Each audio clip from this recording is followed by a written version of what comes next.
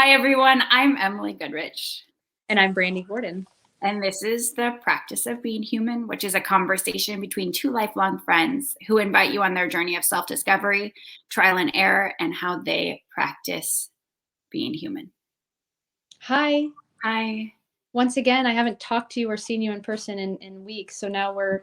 I know. There's been some traveling, some schedules, kids. So now we're recording the one serious conversation we get to have a week. Yes. Well, we do talk 247 times on average a day. I was going to say a week, but then I went with a day. But this is the only actual face-to-face time we've had lately. And that's okay. We're in that. Okay.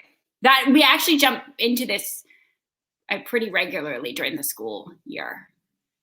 Yeah, I think it's just a matter of schedules and kids and just life, soccer. Yeah. Really. So once again, if nothing else, we're going to keep doing this because we get to see each other and have this conversation once a week that's not interrupted. Right. And I get to see your pretty face and enjoy we once again just want to thank everyone for joining us. Amazing. And listening and the feedback you have all given us. We are now on several platforms that you can find the links to on our social media accounts. We would love it. Our biggest ask in the entire world right now is if you could write a review for us. If you have any lovely comments and feedback, I guess if you have negative, go ahead and shoot those one off.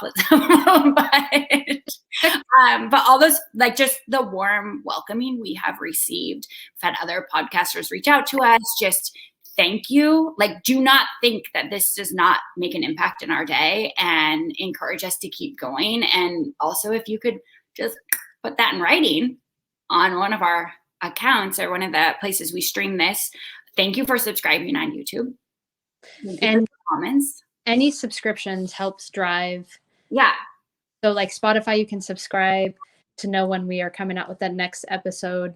But the gratitude of the people listening. And also, I think my favorite part is just the reaching out from humans, maybe from our past, maybe even as far back as middle school, saying things like, you guys are so familiar. And I giggled a little because I'm like, we're so far from, we've evolved in so many versions of ourselves to get to this space. But then I think how lovely that might have been the start of the loss of ourselves. And so for someone to say you guys are almost the same as you were back then, it's okay, we're returning to the versions of ourselves that were in the back, which is, I think, what we're ultimately trying to do with you guys is just this practice of being human, of saying I'm going to show up, I'm going to put myself first, I'm going to try and live as authentically as I can. And I'm just going to practice doing it every day. And I'm failing. Yep. I'm getting really comfortable showing the world that there's some complications behind the scenes. Yeah. Yeah. It's getting easier. Most definitely. And we're really excited for this week. I'm excited. Fun. Yeah, this is going to be fun. This week, we are going to talk about something we stumbled across early on in this as a tool for growth. And that is because we wouldn't be a podcast unless we had an Enneagram episode. I agree. I think this solidifies that we're an actual podcast. I also think this soul searching and discovering this specific tool, I think, is what drove us to feel like we maybe could do this. I think these conversations around the Enneagram early in quarantine really were wow, everyone needs to know about this. Yeah. So do you want to break down for anyone who hasn't used it or doesn't know, or I think perhaps how we used it, what the Enneagram is? Sure. Yeah, I can do my best. So Enneagram is, well, if you're breaking it down for these word folks, Ennea means number 9 and gram means drawing. So it's a drawing with 9 points. And it's essentially typing humans into these 9 categories.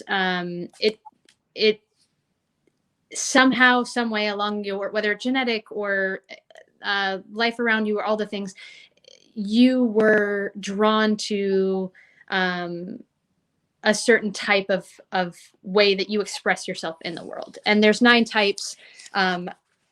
I would argue that we don't need to like spend a ton of time on each, but there are 9 types. And I just want to throw the types and the names out there because I think it's important that people may resonate with being like, oh, that might be me, so that they want to search more. So there's a perfectionist, which is the number 1. The number 2 is a helper. Number 3 is called an achiever. Number 4 is called the romantics. Number 5 is an observer. Number 6 are the questioners. 7 are the adventurers. 8 are the asserters, and 9s are the peacemakers. So within each number, it talks about different ways that you kind of respond to the world. And specifically, the Enneagram sort of talks about ways that you might have been hurt as a child and how those longings that you maybe didn't receive or get or want as a child, how you then respond to get that validation later in life.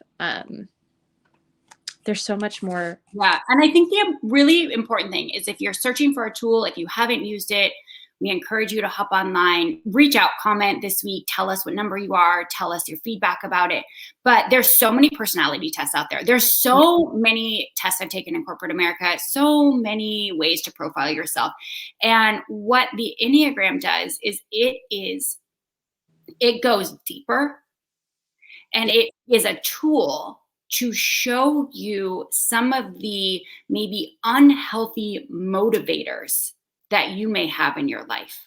When you are showing up, like we talked last week, and you are arriving in that room, what are maybe the things that inhibit a fullness or an authenticity? What are the things that you may need to grow through and sit with to be the healthiest version of yourself? Right. And I think it's important to recognize the Enneagram gives you ways in which you present yourself to the world, or ways in which you deal with the world in order to fulfill some need that maybe wasn't met. But I also think it's important to recognize that it has ways that we respond in growth and in stress. So when we're a healthy version of a 2, these are the ways that we show up in the world. And when we're an unhealthy 2, I'm a 2, unhealthy version of our Enneagram number, we go in an unhealthy direction that pulls us even farther from that authentic version of ourselves. Yes. And I think why we wanted to do this one this week after last week's, when we really dug deep on what it means for us to show up, is these are some of the ways we didn't authentically arrive in the world, or these were some of the reasons or motivating factors of why we decided to abandon certain parts of ourselves. Right. And we abandon ourselves. And now we're looking back into those being like, oh, this is why I did this. And again, this was the driving force. Right. Excuses. I don't say that saying my behavior was justified because of. It was more of this idea of I recognize why I did these things and what I need to fix. It doesn't give me an excuse for doing it. I still need to recognize my place in it and own it and move forward from it. But then to say, like, I don't want to keep doing that. I want to move forward from it. And these are the spaces that could heal and benefit from some extra reflection and tenderness, so that I can operate from a space that feels true. So I'm going to dive in also, because I think it's really important how we came about this and like the space we were in and what it looks like. So when Brandi first reached out to me, we were in the very beginning of COVID. And we were in the phase of COVID where it was like everyone is to go home and not leave their homes. Yeah. And like there is no actual deadline we're going to give you, but you need to just go home now and not really see each other anymore. And this is just to give everyone, I think this would be a better reference point. I believe this is in the phase where a lot of people were baking bread. Yes. Sourdough starting. Yes. And yes. And you know what I am never going to do is bake bread. That was just like not going to be my jam. I was just spiraling. Actually, that's where I was committed to focusing. I wasn't going to bake my feelings or anything. I was just going to spiral. And there's nothing that gets me like more inspired and lit up than Brandi calling and saying like, hey, my church is doing this like segment and it sounds pretty interesting. It's about this test we could take that really will shine a light on some dark spots. And I was like, oh my God, sign me up for that. Like, why bake bread? Let's sit in our darkness. That sounds like the best idea we've ever had, and probably really positive for the people that we are cohabitating with. Like, this just sounds like an ultimate friendship good idea. At that time, let's also say, without having the tools that we used to with when we found truths out about ourselves. So we'll talk a little bit about how a 7 Emily escapes from the things she's trying to not focus on, and a 2 Brandi avoids. So, but neither of us could do the outlets to avoid the truths that we were then uncovering. No, we did not have the tools that we have today. In fact, we'll dive into a 7 more, but just to give you a starting point, I had spun COVID into calling it Camp COVID. So at that time, we were all members of Camp COVID, and I had like a text thread with everyone. I would joke about our camp activities for the day, and I compared it. I don't know if anyone's like watched the Netflix special or has ever heard of the Fire Festival, which was the big festival that everyone paid money to go to, hosted by Ja Rule, and it ended up just being like a field. That was what Camp COVID was. So I was inventing holidays with my children. Like, I was really trying to escape COVID any way I could. So then Brandi drops this personality test into my lap, and I'm like, sounds like fun. We should all do this. So everyone in my world, simultaneously, we were all isolated in our homes, and we took the Enneagram. This is a common theme. If Emily's excited about something, all the people that she loves also get to be excited about it, or strongly encouraged to participate. Yes. To feed whatever's happening in her world. So I have benefited greatly from this interaction, but this one might have not been my best choice considering the time. Yeah. I think that everyone probably regrets coming to Camp COVID because there was some unexpected twists and turns that happened, and one was the Enneagram. So we all said goodbye. We went and we took these tests. And just so we're clear, Enneagrams ask you to identify the 9 different Enneagrams, and they want you to understand each and really self-select which number you most identify with once you recognize and understand each of them. There also is just a test online. Yeah, it's super easy. We'll link that somewhere, probably on our comments when we're posting this video. But like, it does spit out a number for you, and it was very accurate for Emily and I. I do think that people can fluctuate between different numbers, and you should examine whether or not it speaks to you when you are reading about the number that I would also, I'm going to be really honest right now. I have tried since then to retake it. I have tried to answer differently. I have tried to trick the test. I have tried to be like, look at all my growth. I think I'm, nope. Any way I go about this, I get like, congratulations, you are a 7. So I think that there's 2 routes, and we watched a lot of people, depending on where they were in Camp COVID, go different ways with this. Some people read it. They were like, that's cool. Nice information. Cool, no judgment, no anything, like, great. Some people just take it and go with it. And then there was the other subset, which you and I fell into, where we unpacked this. We really went the depths. Like, we bought separate books. We read about relationships. We did the work. We really, despite the hard hitting truths that came at us in reading this, we kept going. But I personally had to. I was spiraling. Yeah. Like, I think reading some of the things that I learned about myself, like, the truth always hurts, I think, more than maybe we want to admit it. And I think reading really maybe a lot about me and motivations and desires and things like that, I was just kicked in the gut. Like, I remember crying a lot not that that's that different from everyday life, but I was gonna say, well, it was just a day in COVID, especially, but I don't want to discourage anyone from jumping in and like doing it and really doing the research around their number and taking what feels truthful. There's parts that I really resonate with. There's parts where I'm like, I don't know. Maybe that will become more true down the road. I'm not sure. I just think it is such a dynamic, really beautiful tool.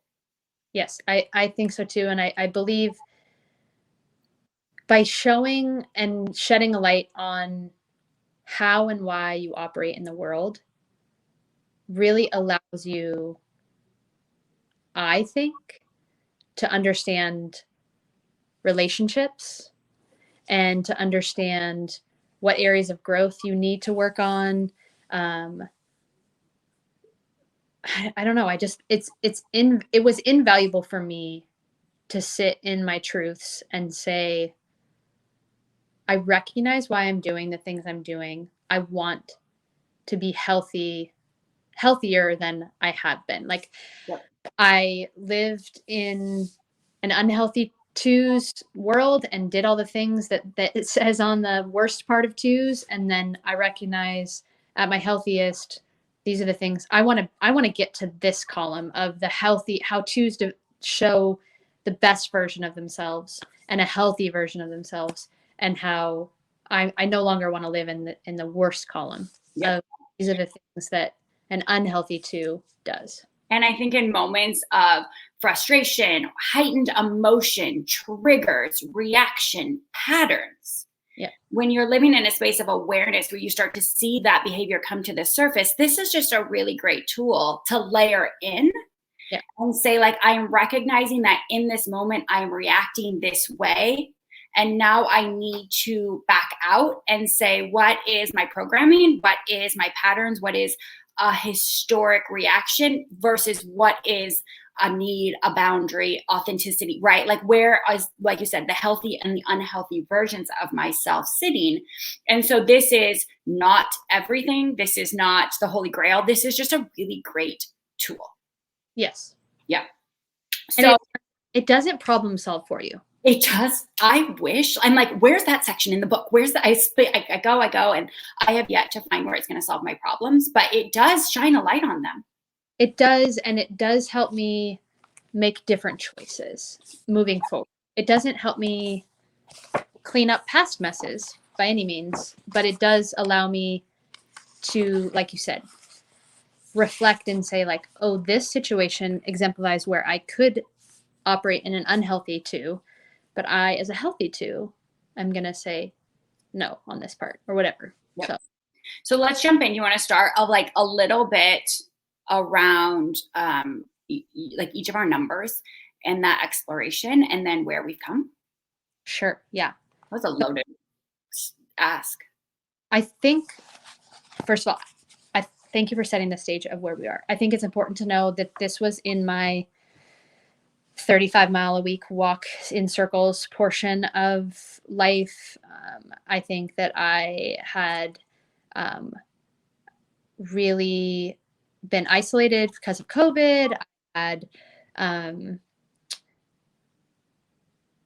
was also trying to be quarantined in a home with my partner that I had asked, that we had decided that we were going to separate, and we decided that in quarantine we would stay in quarantine together. So I was living in a home with a person that I decided I no longer wanted to be in a marriage with.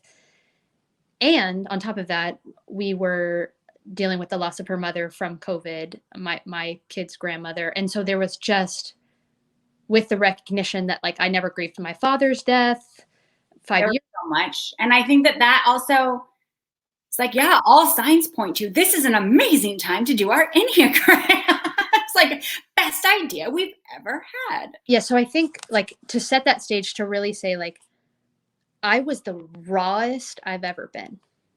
Like, my heart and my mind and my soul, it was exhausted to the point where I didn't have any choice but to read this for what it was, in the most vulnerable state I possibly have been in.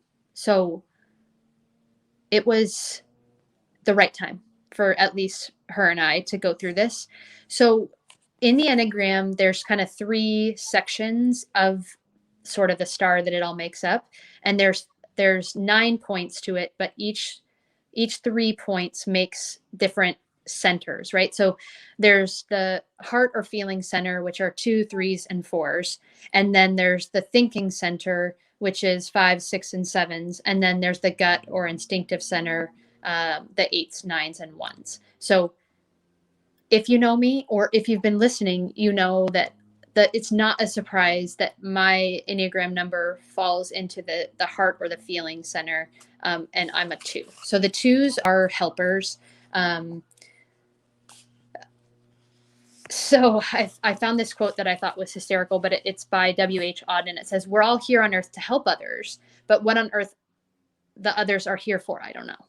So like, it's this idea of like, I'm here to help you, but are you going to help me, really, is what the end of the day is. But as a 2, I'm motivated by the need to be loved and valued and express positive feelings towards others. So at the end of the day, I have a great need to be validated and to be loved, and to, at the end of the day, my ego wants to believe that I am not better than someone else, but I am in a space that's above you enough to give to you, so that and you're going to receive it, because I don't possibly need your help because I'm already there. And also, you aren't going to actually love, cherish, adore me for who I am unless I am giving to you. So it was hard for me. That was the space that was the hardest. It was almost like I had been known to be this giving human who sacrificed often for others, who really shined in crisis, who did all the things. And when Emily introduced me week 1, knowing now that I'm an Enneagram 2, I'm thinking, okay, as I'm inventorying what she's saying, I've had to really appreciate these are my strengths, but if I'm doing them with a motivation that's not great, that actually can be my weakness. Yes. So what it's like being a 2 is I'm able to relate easily to people. I know what people need, sometimes before they even know that they need it. Oftentimes, my partner now says, like, are you, like, you maybe know me more than I know myself, or like you almost are psychic or something like that. There's this space of like, I'm attentive enough to those around me to recognize what their needs are, because I'm not actually paying attention to my own at all. I have this space to worry about yours because I'm not looking at mine. So I'm sensitive to and perceptive to feelings in the room. I instantly know when someone's like feelings have changed around them. 2s are usually enthusiastic and fun loving, and we have a great sense of humor. Like my favorite part. I think our Wendy banner is probably the only thing that's kept us alive. But so I think what's hard about being a 2 is I'm incapable of saying no generally. At the end of the day, despite what I put on an outward front, I do have a low self-esteem when I'm in an unhealthy 2 space, and I seek validation outwardly. I get drained from others, like overdoing it for others. I criticize myself for not feeling as loving as I think I should to others. So like if I'm not giving to someone, I judge myself. There's a lot of guilt. I'm upset that others don't tune into me as much as I tune into them. What else? I think it's the higher level of all this is if I'm not giving, I'm failing you. And I'm really, I live in so much guilt and worry, and one, because I've established relationships where I have created a pattern of that's what my relationships with people are. And then on top of it, like, I'm so afraid that if I stop and I pull that rug out of being the giver and giving and setting up all these things, that you're not actually going to love me. And that I'm, at the end of the day, my childhood wound is feeling validated. I'm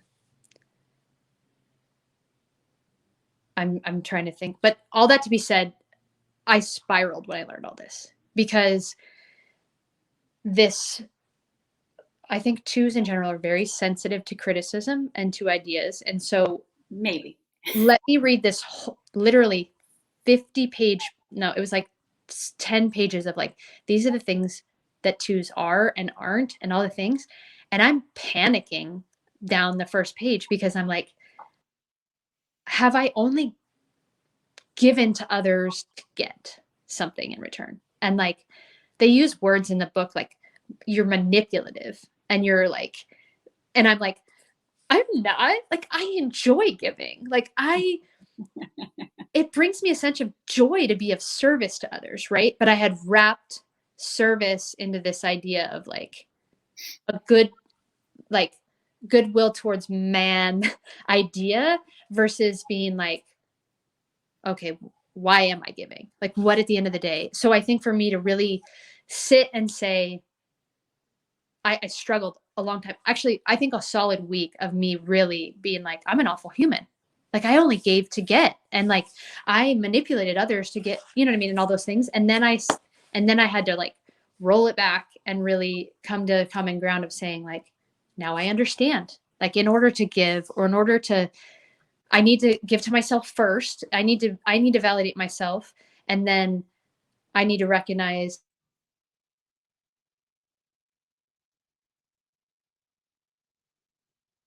Still there? Mm-hmm. Now we Okay. are. Yep. Am I giving? What is the reason I'm giving? Isn't it an altruistic like reason? Am I just giving because I love this person and I'm in a healthy space and I don't actually, I'm giving them without expecting anything in return, which again is a work in progress because it is not easy for me to hear all those things. But I think that's where, because I'm motivated by the need to be loved and appreciated, I just needed to sit with the fact that like I needed to be with my humans and connect and be intimate and vulnerable with all those people, not because I needed something from them, that it was just strictly for myself. Yep. And I think this is really, really great from like coming off of last week of showing up and having intimate, authentic, vulnerable relationships. This is a really great space to sit with and say, I was arriving in the room and my driving motivation deep down was like, if I have to give to you so that you do show up in the room with me. Yeah. I have to give to you. And sometimes in a lot of relationships at the 70% mark, and I'll only let you do 30 because I don't want to lose you. I want you to need me. I want, that's how I'm finding security in this relationship. Yes. At the end of the day, to move forward from this idea, I really, truly often have to ask, who am I to these people if I'm not needed? And that was fucking heartbreaking. Yeah. To like, if I'm not giving to you, will you keep showing back up and loving me? yeah. And so then I do ignore my own needs, ignore my own truth, check out of my body, and I keep giving at my own expense because that is the only way I think you're going to still love me. Right. And I think that is why it is such a huge concept and such a huge, just taking a step into this space of saying, I'm going to live my truth, because I might risk the story I've told myself about all of these relationships. I might lose you all if I start just living in a space that feels true to me. Right. Yeah. So I think there's like tons of ways that twos, like a healthy version of myself, loves and gives but it's with the motivation of just being present and holding space. Yeah. Versus expecting something back. And I think I know when I'm being a healthy version of myself, when I'm loving and caring and insightful and generous and tuned into how people feel. And then I'm not my healthiest when I'm like a martyr or I'm manipulative or possessive, or this is my favorite, like over accommodating. Yep. Like, I'm going to go out of my way to do all these things for you because something feels off between us, I need to give in order to get feel validated. It's a sense of security. It's a false sense of Yes. security. Yeah. Yep.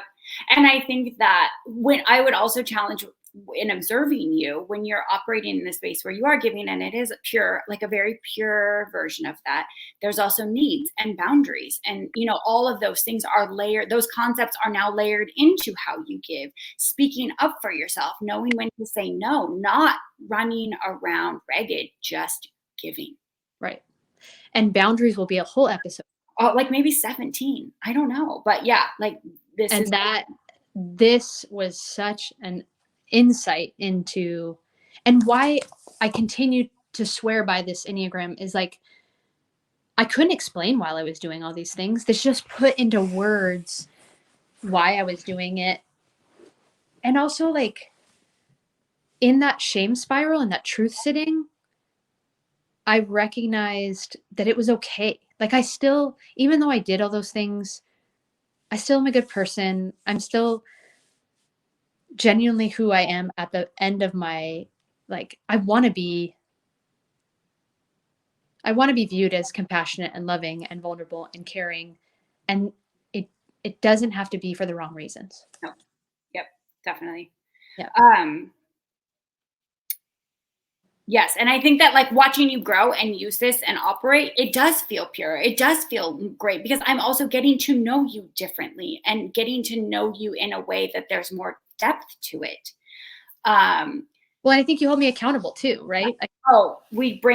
There's a lot of times we still reference back. I mean, it's been well over a year and a half, and we'll still come back and be like, hey, I think sit with the motivation here, or you seem to be a series of events and now you are running around all day trying to give to people. Like what, like, hey, it's just a really good temperature check, I think, now for us. Yeah. Yeah. Okay, let me hear about your spiral. Okay. So I am an Enneagram 7. And so my spiral took longer. If you can find 7s, find them. They're so fun. Yeah. Yeah. No, like I'm the only 7 I know. Maybe there can only be one big host of a party. But it takes a little longer to really get to the hard hitting facts of a 7, because everything you read in the beginning, I was like, I'm here for this. This is a fun game. Let's keep going, because the 7s, we are the adventure. Yep. We live life to its fullest. We are the life of a party. I listened to a podcast where someone was like, I actually kept trying to take the test so I would be a 7. Like everyone wants to be a 7. They're so fun. Everyone wants to hang out with a 7. Like we have really big, full energy. We have really big, full, contagious ideas. We want to experience life to its fullest. I hope people are putting together as they're listening, like of our introductions of one another, how the amazing, wonderful, beautiful things we love about each other also show up in these Enneagram ideas, right? Yep. I am creative. I get very excited about things. I'm charming. I want to inspire you. I feel best when everyone around me is inspired and wanting to be their best and do the things and take on the world. And there is a lot of positivity or great traits that come with being a 7. I read a line where someone said that like the sin accompanied with being a 7, that was gluttony. And not in food, or like it's in experiences. Yeah. We want to experience the entire world. And we often, we connect with people. I think I like to feel people's energy. I like to have big spaces where really lovely things are happening. I like to feel the people around me. I like to light them up and feel what that feels like. Yeah. And then when you get into the motivating factors of a 7, we do that to outrun. We are constantly trying to outrun anything we perceive to be uncomfortable. It's an avoidance of pain. It is an avoidance of pain. We are constantly planning the next thing, experiencing life to its fullest, surrounding ourselves with people, going on vacations, all the things, because we do not want to sit in any kind of pain. And we are constantly trying to outrun things from the past that could be perceived as painful. We have trouble staying put in the present moment. Let's just remind everyone that this was all being learned in a quarantine where I couldn't escape. She couldn't escape it, and I couldn't go be with people and help and give and do all the things. We just sat in it. Yeah, we sat in it because I was struggling. Like, my people were gone, my fun adventures were gone. I couldn't make travel plans. You couldn't go to concerts. You couldn't go to sporting events. Nothing. Nope. I had to, and I was committed to not learning how to bake bread. So I didn't know what to do with myself. I felt like I was spiraling in space and I couldn't get my feet under me. I had lost all the things I had done to outrun any form of pain. Anything I didn't want to sit with was showing up. Right. And in an unhealthy space, sevens tend to be reckless or manic. Yes, very manic. Like, I was at my worst. I actually invented a holiday during COVID. Do you remember that? I invented a holiday. I celebrated a holiday with my kids. We baked cakes. We did presents. We decorated the house because I needed to figure out some way to distract myself. I am very good at distracting myself. And I still do it. I still have ways that it shows up, and I can see it very quickly. Just recently, I was having a really hard time. I was really going through some things. And this time, though, I can express it and I can say, like, Brandi, I'm not doing good. I'm struggling. I'm having a hard time. And then I also felt a little better after I planned all of 2022's vacations. Like, I planned 12 months of vacations and then started to feel a little bit better. So I can still see it. I remember in, like, my worst moments, the way when I was reading it and, like, really defining that, also the motivating. So I have two things that I sit with of motivating factors. One, I escapism, right? Like, I plan adventures. I do big things. I want experiences. I won't stay in the moment if the moment is uncomfortable or painful. If I perceive that hurt is coming at me, I will get out of that and spin that in the fastest way possible. Right. So there's an unwillingness. So for me, up until that point, yes. And that also hinders any growth. So that was a massive shift for me to say, I will have to see the parts that I perceive to be uncomfortable, and I will need to stay with those and process those. Then there is my relationships. So in relationships, I always viewed myself as, like, the camp director, the one planning the fun, the one hosting the fun. And I realized for me what it was is I related it to, like, I am hosting a constant party, and I'm trying to make it the best, most fun, amazing place that people come to. And what's hard for me is people come and they're like, I heard you had free food. I'm here for the food. Or, like, I heard you play really great music at this party. I wanted to just listen to a few songs. I want to dance a little. I'm tired now and I need to go. Yeah. And for other people, it wasn't a sustainable party. No. It's not a space that others could live in long-term with me.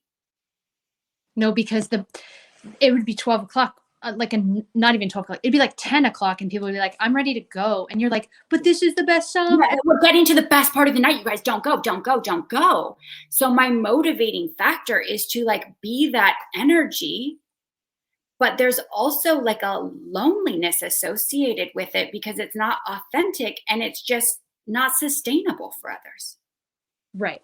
And it forced you specifically to examine relationships and recognize, were these just accomplices in my desire to run far and avoid pain, or were these, friends of the heart who maybe are going to recognize when I was doing these things and also sit with me in those moments of pain or spiral and still love me. I think They'll love me. If I'm not the camp director, will they love me? will they love me? If I'm not hosting this party, will they still show up? If I'm not super fun, will they still stop by? If my energy is not drawing them in, am I still worth it? Right. It's this idea. If I'm not giving as a 2, will they still love me? So at the end of the day, the motivator is I'm going to avoid pain. I'm going to also like create space and make sure that everyone loves me and gives me validation if I keep having the fun. Yep. And if your whole world is built on like, well, I'm super fun and people come to me and we have a great time and I have big energy. So if I tell them the pieces of me that, like, if I say like, hey, guess I'm sad. Yeah.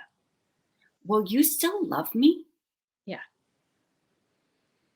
And so that was a huge, huge shift in my relationships of like really the last 2 years working on, I'm going to just be. Yeah. I'm going to just exist. I am no longer going to be driving the boat. And it's still, I mean, there's still moments, there's still slip ups, there's still times, but like I have to just exist and I just have to be and know that the people who are drawn to me authentically will be drawn to me and sit in my space and love me and show up with me. And I also have to deeply work on, am I trying to distract myself, right? Or is this something I really would like to be doing right now? Right. I think for both of us and anybody, it's okay. It's okay for me to give. It's okay for you to have fun. Both of those things are innately in themselves. Like, and actually to the depth of probably why we love one another. Yeah. But what is the motivation internally for each of us in those moments? And I think that's where I value this Enneagram and the work that it's helped me do, is because it has allowed me to say, well, this is the reason I'm doing it, and give myself grace in that. Like recognizing, oh, I'm overextending myself and giving in this moment. What's happening internally with me? Why do I need to do that? And for you, I'm planning 22 travel. Like, what's happening at home? Yeah. Like, and also coming back and just saying, honestly, like, I don't know. This is new, but my heart hurts so badly. I don't know how to stick with this feeling. Well, for you, it's flexing a muscle. It's flexing a muscle you haven't had. Like, it was easier. So Emily and I talk about her. This is a term that we use for her, and I'm sure it comes back to me in times, but like we talk about having cement boxes. And for a 7, they have thrown their cement box deep in an ocean.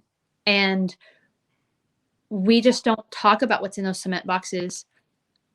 And we've started to talk about what's in those cement boxes and pulling those out, because Emily's flexing a muscle of sitting in truth and pain and all of the things in order to come out to an authentic version of herself and also live in her light and her highest good and all these things. None of these cement boxes ever would have been unearthed and deep dived for had she kept on going on this like tangent of avoidance of pain. And I spent a good 12 years like trying to outrun things. Yeah. And it's always so funny because we'll talk and I panic sometimes because I'm like, I just have these feelings. I have these feelings and I don't know how to get rid of them. And this is what I'm feeling. Muscles, right. And you'll come back and say, I think this is grief. Right. Or I think this is, lonely. We'll have to name them. Right. To take the power of it. 2, for you to say like, oh, this is what this is. Right? Yeah, like this is what it feels like to feel this, and don't be uncomfortable. And also know that my relationships got stronger and better. And yes, I will tell you, people left. Yep. There was a clearing of a section of the room, and that broke my heart. I remember there were some relationships I had where I clearly said, like, I can't be this role to you anymore. I can't be this person anymore. I still need you in my presence. I still need to know you. I still want you in my life, but I can't be driving this boat. And within 90 days, they were gone. Right. And there was a lot of heartbreak with that, but also then turning towards the people who said, like, I would like nothing more than to still, I want to be more in this room than I have ever been with you. Yeah. That is where things also became so much better, was to say, it like showing up, right? Like, I'm going to show up now, and I'm going to show up authentically, not holding a fake party. Right. Right. I also, with mine, which was fascinating, and this is our call to action, is like, we'll wrap up today, but when I sent this out to everyone, every single person in my life who I was close with the exception of one person, came back and was an Enneagram 2. My sister-in-law at the time, my best friends, my coworkers, like people I dated in the past, like every person, I had collected a tribe of Enneagram 2s, and I panicked for a second because I was like, I have a very specific person that's drawn to me, or I like a specific dynamic. There were so many questions I had about that. And I had this preconceived notion of what it means to be in relationship with someone and what it means to show up with someone. But it was built around the idea of the person across from me, but they're all Enneagram 2s. Right. And so I really started to dive deep into the other numbers to start to respect and see how differently we do show up and what the other motivating factors are, and how it really blew my mind that some numbers, their whole driving force is not relationships. Right. Where you and I, those 3 pockets, right? And how they're motivated. Yeah. it is fascinating. So I first strongly encourage you to do this, and do this with the partners and the people at a high level, at a high volume in your life, so you can really start to learn how they do show up and how they perceive the world. Because one thing I learned along this journey is where I grow the most, where I really evolve, is when I stop and I try in heightened moments of conflict or interaction to see the way the person across from me is seeing the world. And yes, the Enneagram 2 really helps when you're like, oh my God, we are not the same. No one is the same. This is a really great starting spot. So I challenge everyone to do this with the people in your life. Dive deep and really explore the person that you are in intimate, vulnerable spaces with, and how they show up. For 2 reasons. One, it gives them grace, and it gives you like grace and understanding. Like when Emily was running crazy and avoiding all the things and not having meaningful conversations with me, I was like, I understand why now, right? Or my partner, like I recognize, like, she's a 5, what being a 5 means and what a healthy version of that. So it also allowed us to hold each other accountable too. Like, yes. Emily, and also, I know for Brandi, I need to sometimes just say, like, hey, I love you. I don't need anything. There's no need. Right. Just need to tell you, I love you. I think you're great. This is lovely. Thank you for just existing today. Right. So how do you reach the person across from you? How do you process pain and conflict with that? I think it's just such a great tool. Our B call to action is, we would love to explore, as I have surrounded myself with only 2s, other Enneagram types. So if you have dived deep into your number and really gone through a similar process. I have. Yeah, if you did a shame spiral, if you've used this as a tool, if it has helped in your evolution and growth, please reach out to us, because we would love to feature other numbers. I have burning questions for you. So we would love to welcome you on here and really talk about that, so that we can explore what it's like, what your process was as you have navigated your Enneagram. I wish you the best of luck with this Enneagram. I really, truly hope you use it as a tool for growth and understanding who you are and how you show up in the world and how it affects the relationships around you. And then have those in your life take it, so that you can give them grace and understanding, and to show up in a space of vulnerability with them. Because what we're all doing is avoiding some childhood wound or some wounds that we have, and we're just doing it all in a different way. So understanding and giving grace, and really seeing people for where they are, just makes the world a better place, because we're all operating from pain somewhere, in a place of avoidance. Yeah. And so love on one another this week in all of our shame spiral, and understanding that we're all just trying the best we can.